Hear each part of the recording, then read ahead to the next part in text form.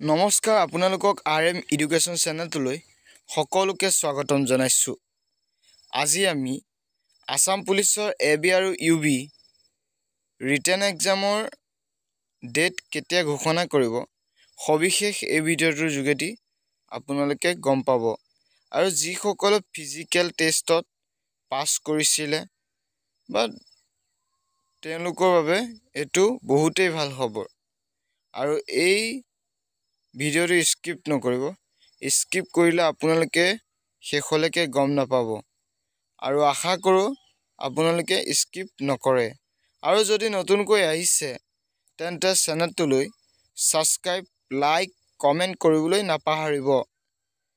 কাৰণ এনেধৰণৰ আপডেট এই চেনেলটোতে আপোনালোকে পাই থাকিব। আহক এতিয়া আমি ভিডিঅ'টো আৰম্ভ কৰোঁ।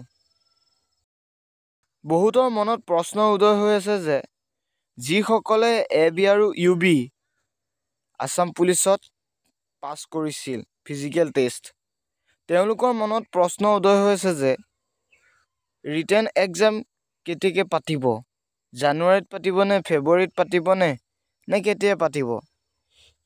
সেয়েহে তেওঁলোকৰ মনত বহুতৰ প্ৰশ্ন উদয় হৈছে। আৰু বহুতে ভাবি আছে যে জানুৱাৰীত বা ফেব্ৰুৱাৰীত হ'লে তেতিয়া পঢ়িম।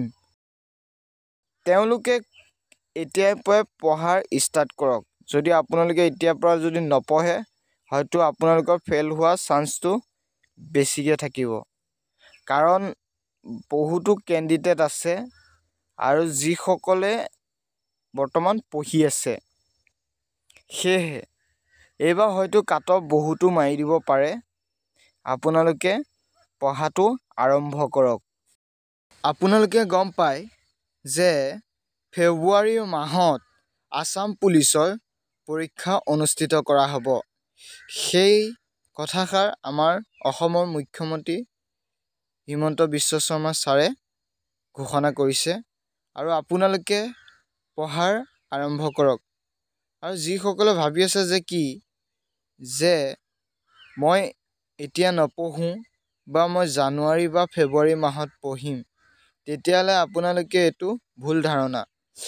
আপোনালোকৰ সময় এতিয়া নাই, একেবাৰে ওচৰ চাপিছেহি।